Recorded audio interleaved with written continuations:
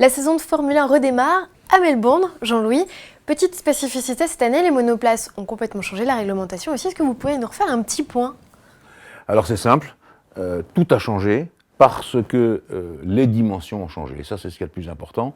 À mon avis, l'aéro, avec l'aileron arrière reculé, l'aileron avant en forme de flèche, les ailerons de requin, les dimensions beaucoup plus larges, les pneus énormes, le bruit encore un peu plus fort que d'habitude. Franchement, ça nous donne un aspect qu'on avait peut-être perdu depuis 2014 et qui revient tout doucement dans ce monde de la Formule 1, très spécial bien entendu.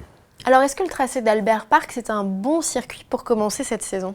Pas mal, c'est un circuit en ville, mais c'est un circuit en ville à plus de 220 de moyenne. Donc ça change un peu les choses. Bosselé, avec des courbes un petit peu délicates, mais surtout de l'accélération-freinage, donc attention aux freins, attention à la consommation. Je vous rappelle que la consommation, eh bien, on peut tabler sur 105 kg maintenant au départ au lieu de 100 kg d'essence, parce que ces nouvelles voitures demandent plus d'énergie.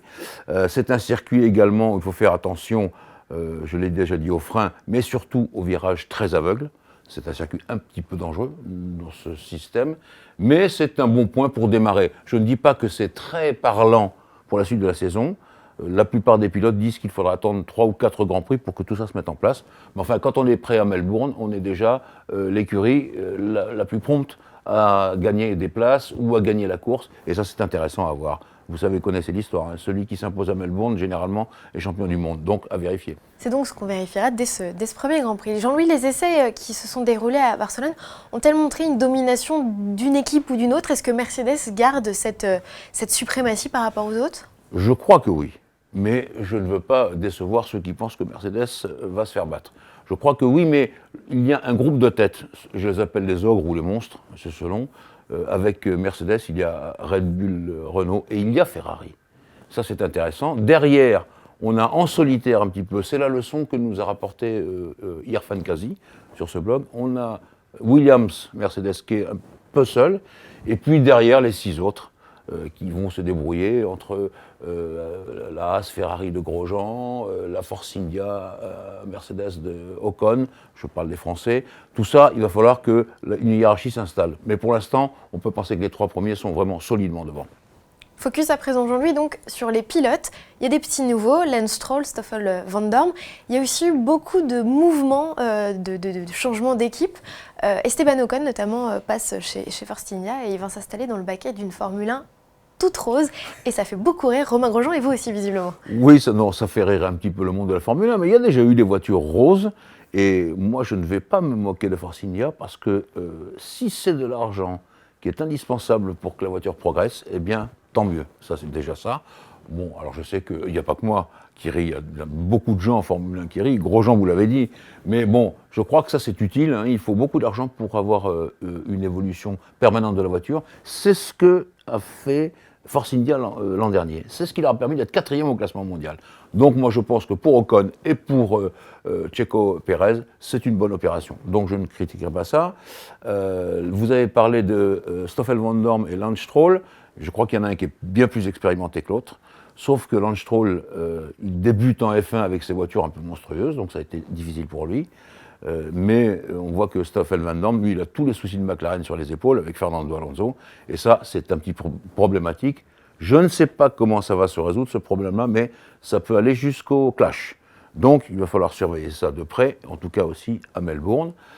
Pour ce qui concerne Romain Grosjean, puisqu'on parle des Français, la Ferrari, c'est sa 2e saison. Je rappelle quelque chose d'important, elle a un moteur Ferrari qui est celui de la Scuderia, et non pas celui de Sauber, qui est un client 2016 modifié. Donc c'est important pour Haas Ferrari, important de savoir comment ils vont franchir ce cap de la 2e saison, qui est toujours le plus difficile, parce qu'on croit qu'on est entraîné, on croit qu'on est prêt, on croit qu'on est dans le coup, et on ne l'est pas tout à fait. C'est ça la difficulté à résoudre. Jean-Louis, on a appris au début de cette saison la disparition de John Surtees, qui était le champion du monde de Formule 1 en 1964. C'est l'occasion de lui rendre un bel hommage. Oui, parce que c'est un homme à part, John Surtees, dans ce milieu de la Formule 1. D'abord parce qu'il a été champion du monde plusieurs fois en 500, en moto. Et puis en 1964 chez Ferrari, avec la fameuse Ferrari blanche et bleue, parce qu'Enzo Ferrari s'était fâché avec l'Automobile Club d'Italie. Mais c'est surtout que c'était un type très sympathique, capable de grandes performances. Il a fait des temps au 24 heures du Mans que beaucoup de pilotes auraient aimé faire, franchement. Et puis c'était quelqu'un d'éminemment sympathique. Je vois encore les discussions avec mon ami Jacques Lafitte, et vous savez que Jacques Lafitte, c'est le parfait chahuteur. Il avait un très grand respect pour John Surtees, qui voyait toujours arriver ce monde des jeunes autour de lui de façon très sympathique. Je rappelle qu'il avait une dose d'humour extraordinaire. Je lui avais demandé un jour, pour TF1 à l'époque, qu'est-ce qui était plus difficile d'être champion du monde à 500 ou être champion du monde en Formule 1, il m'avait répondu les deux. Donc c'était pas mal comme réponse. Et puis, on en a parlé, John Surtees, très récemment, avec mon ami Johnny Reeve. On fait un livre sur les 70 ans de Ferrari. Et bien sûr, il occupe une place importante. Alors, quand on a fait ce livre, il n'était pas mort, John. Et c'est comme ça notre façon, nous, finalement, de le garder en vie pour longtemps. Un hors-série qui sortira le 24 mars dans les kiosques, 180 pages. Et je note au passage que le nouveau doyen de la Formule 1, c'est Jackie Stewart. C'est Jackie, c'est papa. Alors papa pourquoi? Ça c'est aussi une dénomination de Jacques Lafitte, mais de bien d'autres. Jody Scheckter l'appelait aussi papa, Niki Lauda aussi. Pourquoi? Parce que Jackie Stewart, justement, il a fait ce changement par rapport au Stirling Moss, au John Surtees. Il est devenu le premier vrai pilote professionnel avec des contrats à respecter, une hygiène de vie, tout ça tout à fait carré. Il est 3 fois champion du monde, Jackie, attention, hein, c'est Sir Jackie Stewart. Mais donc, pour beaucoup de pilotes, c'est papa parce que c'est lui qui a montré la voie. Il a été leur maître à penser.